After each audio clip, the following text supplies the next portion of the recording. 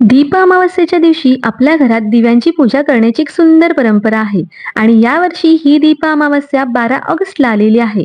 पण या दिवशी बनले जाणारे हे कणकेचे दिवे इतके खास का बरं असतात? कणकेला असे सुंदर वेगवेगळे आकार देऊन हे दिवे कसे बनवायचे हे तुम्हाला पाहायचं असेल तर हा व्हिडिओ शेवटपर्यंत नक्की पहा. चला आजच्या व्हिडिओमध्ये अगदी सुरुवातीपासून पाहूया. नमस्कार, मी साक्षी तुमचे सगळ्यांचे आजच्या या छोट्याशा व्हिडिओमध्ये स्वागत आहे. तर आषाढ महिन्यातल्या अमावस्येला दीप अमावस्या असं म्हणतात. म्हणजे आषाढ महिना संपता संपता आणि श्रावण मास सुरू होता होता जी अमावस्या येते तिला दीप अमावस्या असं म्हटलं जातं. आणि या दीप अमावस्येचं खूप महत्व आहे. म्हणजे या दिवशी घरातील तांब्या पितळेचे किंवा मातीचे दिवे समया जे असतील ना त्यांना एक दिवस आराम दिला जातो. म्हणजे ते पूजेमध्ये घेतले जात नाही तर त्यांचीच पूजा केली जाते. आणि त्यांची पूजा करण्यासाठी असे कणकेचे गोड दिवे बनवले जातात वाफवणीचे. आणि या दिव्यांनी त्यांची पूजा केली जाते, त्यांना ओवाळलं जातं. एवढंच काय तर दीप अमावस्येला घरातील जी लहान मुलं आहेत किंवा घरातील जी मुलं आहेत ना त्यांना सुद्धा 11, 7 किंवा 21 असे दिवे बनवून या कणकेचे दिवे बनवून त्यांना सुद्धा ओवाळलं जातं. त्याचं सुद्धा खूप महत्व आहे. म्हणजे मुलांच्या दीर्घायुष्यासाठी ही अशी पूजा केली जाते. त्यांना या कणकेच्या दिव्यांनी ओवाळलं जातं. आणि आता सध्या एक फॅशन म्हणून सुद्धा आलेलं आहे. म्हणजे घरातील वयोवृद्ध असतील किंवा घरातील मोठी माणसं असतील त्यांच्या वाढदिवसाच्या दिवशी सुद्धा असेच कणकेचे 101 किंवा 51 जसे जमतील तसे दिवे बनवले जातात आणि त्यांना ओवाळलं जातं. आणि म्हणूनच मी आज या कणकेच्या दिव्यांचा व्हिडिओ तुमच्या सोबत शेअर करते.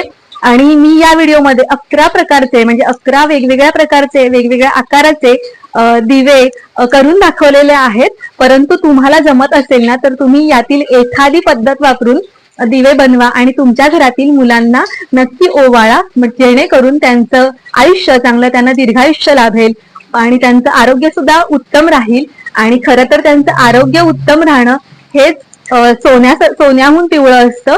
कारण या दिवशी काय म्हणतात गुरुपुष्यामृत योग सुद्धा आहे, ज्या दिवशी सोनं घेतलं जातं. पण मी तुम्हाला खरं सांगू का, अहो घरातील मुलं म्हणजेच खरं तर सोन्याची फुलं आहेत. आणि म्हणूनच त्यांनाच जास्त करून जपा आणि त्यांच्याच दीर्घायुष्यासाठी तुम्ही प्रार्थना करा. हेच या व्हिडिओमधून मी तुम्हाला सांगू इच्छिते. चला तर मग व्हिडिओला सुरुवात करूया. तर कणकेचे दिवे करण्यासाठी इथे मी तांदूळाचं पीठ घेतलेलं आहे. हे रेशनच्या तांदूळाचं पीठ आहे जे मी नेहमी भाकरीला वापरते. तेच हे घरातील पीठ मी घेतलेलं आहे. साधारण 1 पेला मोठा किंवा 1 कप याच्या मेजरमेंटने घेतलेला आहे. या कपामध्ये बरोबर 200 ग्रॅम इतकं हे पीठ मावलेलं आहे. सोबतच 4 टेबल स्पून म्हणजेच 1/4 कप इतका आपण गूळ सुद्धा घ्यायचा आहे. आता हा गूळ आणि पीठ एका प्लेटमध्ये मी काढून घेतलेला आहे, कारण याच कपाने आपण पाणी सुद्धा मोजणार आहोत. जर तुमच्याकडे असा ब्लॅक कलरचा मेजरमेंट कप असेल ना तर त्याने तुम्ही मोजून घेऊ शकता. तर इथे मी 1 कप पिठासाठी 1/2 कप पाणी घेतलेलं आहे. हे पाणी आता थंड आहे कारण आपण नंतर ते उकळवणार आहोत. तर हे बघा, तुम्ही जर पेल्याने जरी हे पीठ मोजून घेतलं ना तर त्या पेल्याच्या थोडं कमी इतकं पाणी घ्यायचं आहे आणि हे सगळं आपण मोजून घ्यायचं आहे, जेणेकरून ही कणिक जी आहे ना ती आपली चुकणार नाही.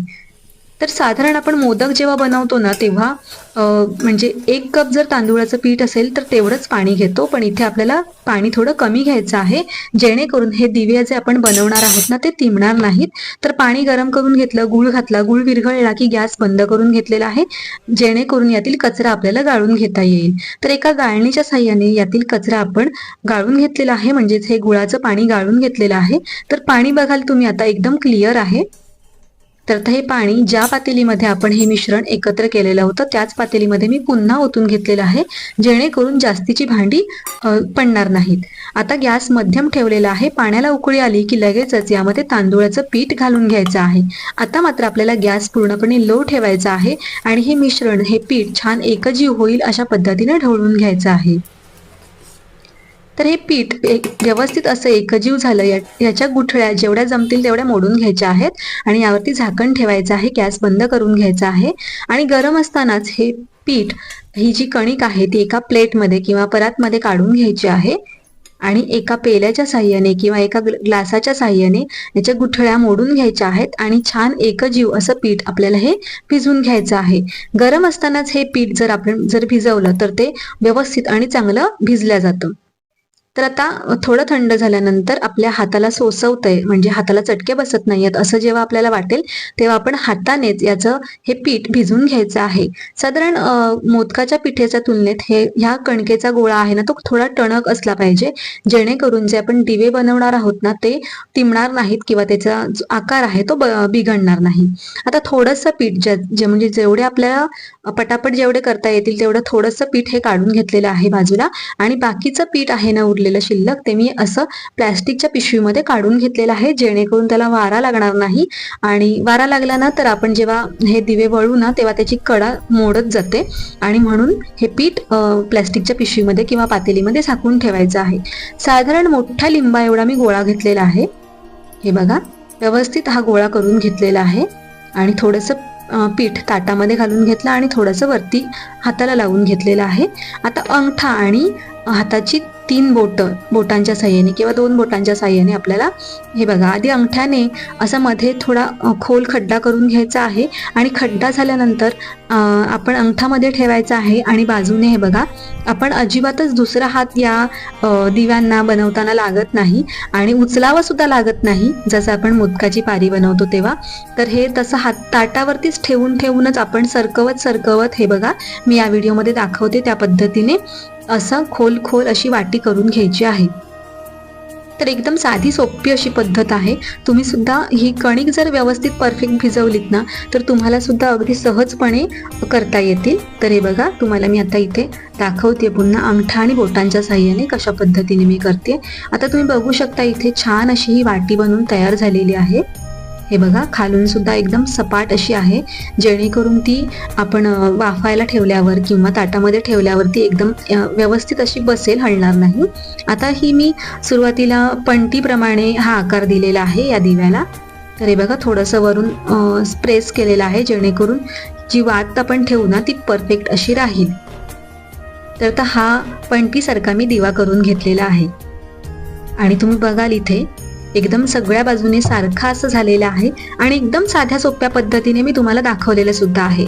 आता सेम पद्धत वापरून हे बघा, अंगठ्याने मी मध्ये खोल खड्डा करून घेतला या गोळीला, आणि बाजूने जो उंचवटा राहतो ना त्याला बोटाच्या साह्याने हे बघा आकार देते तसं गोल करून घ्यायचं आहे.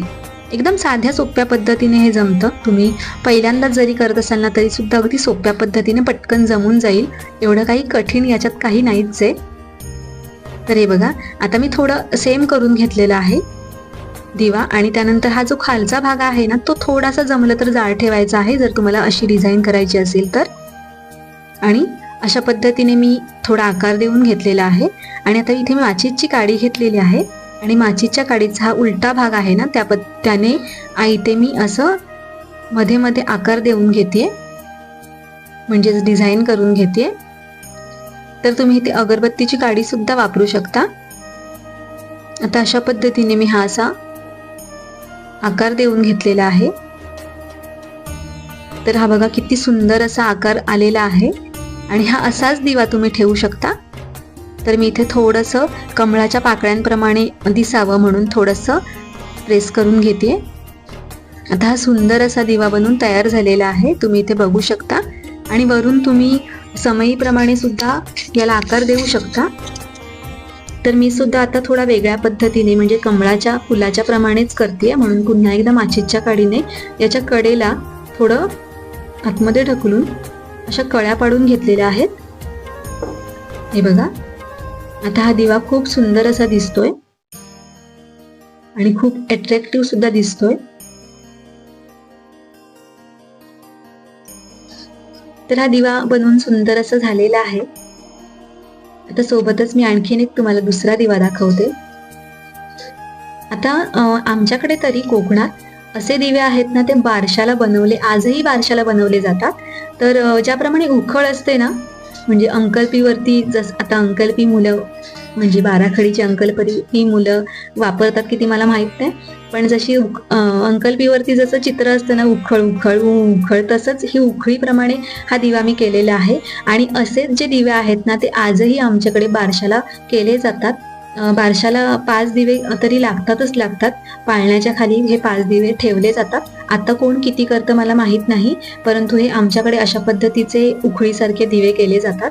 आणि आता मी हा सेम तसाच केलेला आहे दिवा, हे बघा, पण थोडा वेगळा करून दाखवणार आहे. एक बाजू याची छोटी ठेवलेली आहे आणि एक बाजू मोठी ठेवलेली आहे. म्हणजे छोटीशी अशी समई किंवा निरांजन असताना त्याप्रमाणेच मी या दिव्याचा आकार करणार आहे. तर आता दोन्ही बाजूने सारखं असं करून घेतलेलं आहे मी. हे बघा, मी एक बाजू छोटी ठेवलेली आहे आणि एक बाजू मोठी ठेवलेली आहे. आणि जी मोठी बाजू ठेवलेली आहे ना, त्याला मी अशी मुरड घातलेली आहे. मुरड म्हणजेच अशा चिमटीने दाबून कळ्या पाडून घेतलेल्या आहेत. हे बघा, अशा 5 घेतलेल्या आहेत. तुम्ही 7 सुद्धा घेऊ शकता. आणि थोडं असं बाजूने झुकवलेलं आहे, जेणेकरून याला तेल सुद्धा छान राहील आणि याचा आकार सुद्धा छान दिसेल. तर हा सुद्धा दिवा एक मस्त झालेला आहे. आणि तुम्ही आतमध्ये बघू शकता, खोल असा खड्डा आहे, जेणेकरून जे तेल आहे ना ते कुठेही बाहेर पडणार नाही. आता ही जी खालची बाजू आहे ना, त्याला मी थोडं पुन्हा माचीच्या काडीच्या टोकाच्या साह्याने पुन्हा एकदा याला डिझाईन करून घेते. तर तुम्ही डिझाईन नाही करून घेतली तरीही चालेल, परंतु माझं काम आहे तुम्हाला वेगवेगळ्या रेसिपीज आयडियाज देणं, म्हणून मी हा व्हिडिओ केलेला आहे खास. आणि पुन्हा एकदा बोटाच्या साह्याने असं थोडं चपटं असं पसरट थोडंसं करून घेतलेलं आहे, जेणेकरून ते छान दिसेल. आता हा सुद्धा एक छोट्या समईसारखा दिवा मी केलेला आहे. तुम्ही बघू शकता, खूप सुंदर असा हा सुद्धा दिवा दिसतोय. म्हणजे आता दीप अमावास्या आहे, पण तुमच्याकडे जर बारशाला असेच कणकेचे दिवे बनवले जात असतील ना, तर तुम्ही सुद्धा यातल्या कोणतीही पद्धत वापरून, एखादी पद्धत वापरून म्हणजे एखादी डिझाईन अशी बघून करू शकता तुम्ही सुद्धा असे दिवे. आणि बारशी तर कायमच म्हणजे असतात ना घरी, नात्यामध्ये कोणाच्या तरी, तर तुम्ही तिथे जाऊन असे दिवे करून देऊ शकता त्यांना. तर आता पुन्हा एकदा मी असाच वेगळा असा दिवा केलेला आहे, साधा सोप्पा. आणि हा सुद्धा दिवा बघाल तुम्ही, खूप मस्त झालेला आहे. आणि यामध्ये तेल किती राहील बघा, म्हणजे जसं पणतीमध्ये राहील ना तेल, तसंच्या तसं तेल यामध्ये सुद्धा राहील. असा छान खोल खड्डा आहे. खूप सुंदर अशी ही वाटी बनवून झालेली आहे. आणि बाहेरून सुद्धा खूप सुंदर दिसतोय हा दिवा. आणि मुख्य म्हणजे पीठ व्यवस्थित भिजवल्यामुळे आहे ना, म्हणजे कणिक व्यवस्थित परफेक्ट अशी भिजवल्यामुळे आहे ना, किती वेळ लागला मला हा व्हिडिओ बनवायला, तरीही याचा आकार अजिबातच बदललेला नाहीये किंवा असे पसरट झालेले नाहीयेत, दबले नाहीयेत हे दिवे. आणि म्हणूनच पाण्याचं प्रमाण आहे ना आणि गुळाचं ते परफेक्ट असं तुम्ही घ्यायचं आहे. आता पुन्हा एकदा हा मी वेगळ्या आकाराचा दिवा करून घेते. सेम म्हणजे जी वाटी बनवण्याची पद्धत आहे ना, ती मी सेम वापरलेली आहे. माचीच्या काडीने पुन्हा एकदा याला डिझाईन करून घेते.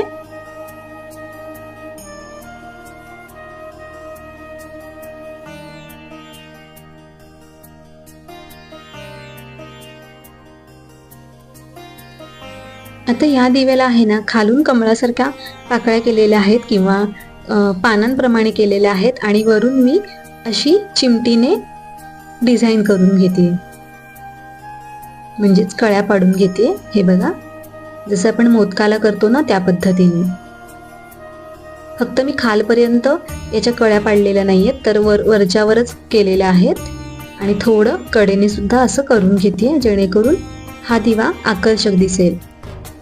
तर हा सुद्धा दिवा तुम्ही पाहू शकता, खूप मस्त असा झालेला आहे. आता आपण सेम पद्धतीने ही वाटी करून घेतलेली आहे. आधीच्या व्हिडिओमध्ये दाखवल्याप्रमाणे सेम माचीच्या काडीने आकार देऊन घेतलेला आहे. आणि थोडं सपाट करून हे बघा, असं छान त्रिकोणी कळ्यांप्रमाणे याला सुद्धा आकार देऊन घेतला. आणि किती सुंदर दिसतोय बघा हा सुद्धा दिवा, खूप मस्त दिसतोय हा पण दिवा. मी आणखीन याला वरती